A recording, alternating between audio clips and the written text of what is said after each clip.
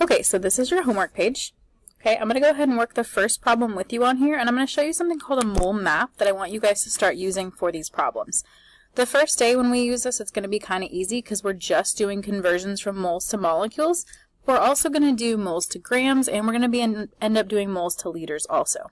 Okay, so when you do this mole map, you want to first just draw an uppercase Y like this. Okay, in the middle of your map, okay, so where the Y or where all the points meet, I want you to write 1 mole. Okay, 1 mole is going to be like home base. Okay, this is where we're always going to come back to. Okay, up in this corner over here, I want you to write molecules. Okay, down here, we'll go ahead and write grams. And then up in this corner over here, we'll write liters. And this is going to be the way you'll always set up your mole map. Okay, the only portion of the map that we're going to be using today is going to be right here. Okay, we're just going to be going from molecules to moles and moles back to molecules. Okay, on this little part of the Y here, I'm going to have you write your conversion factor, which is going to be 6.02 times 10 to the 23rd. Okay, the number we were working with earlier, 6.02 times 10 to the 23rd. Okay, so now let's go to our first problem. I'm going to show you guys how I would work this. First of all, you're always going to underline the given. Okay, you can even come over here and say G for given. Okay, and you write in 3 moles. Okay, that's what you were given. Okay, I always put a question mark. Okay, that's what the question is looking for. What does the question want? It wants molecules. Okay, so I would come over here and say my question wants molecules. Okay, then I set it up. We start with what we're given, so 3 moles of NO2. Remember to always put your molecule that you're working with. So we've got 3 moles of NO2, or your compound you're working with, sorry. Okay, if I have moles of NO2 up here, then I have to have that cancel out down here. So I'm going to go ahead and write in my moles NO2. Okay, and what is it that I'm looking for? Molecules. So I'm going to go ahead and write that in here. Then I find this conversion factor. Remember, we said 1 mole is equal to 6.02 times 10 to the 23rd molecules. Okay, so we'll go ahead and say, well, 1 mole is equal to 6.02 times 10 to the 23rd molecules. Okay, that's where your calculator comes in. Okay, remember, because they're next to each other on the top. Okay, or next to each other. If they were both on the bottom, we'd still multiply. Okay, so we're going to multiply because they're next to each other. So write your little X on the cross. So you'll say 3. Oops, sorry, I got to turn it on. 3 times, remember we're going to use our parentheses, 6.02 second E, 23. Okay, and that's going to give us 1.806 times 10 to the 24th.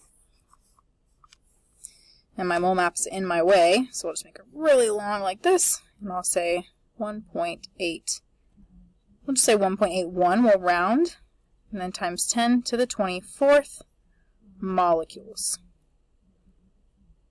Now remember, don't try to shorten the word molecules to moles, because that's totally 2 different things. Okay, 1 mole is equal to this many molecules, so you can't just say moles here to abbreviate molecules. That won't work. They're not the same thing. Okay, so that was our first practice problem that we were going to do together. Okay, now I want you guys to go down and look at number 6. Okay, we're also going to do number 6 together. Okay, so number 6 says, how many moles are contained in 2.5 times 10 to the 20th atoms of Fe? Okay, atoms and molecules can be used interchangeably if the compound you're working with, or the thing that you're working with, is an element. Okay, because there's only 1 atom in this thing. Okay, so this can be used interchangeably with molecules. But if you come to a problem later where you're looking at something like, let's look at this one.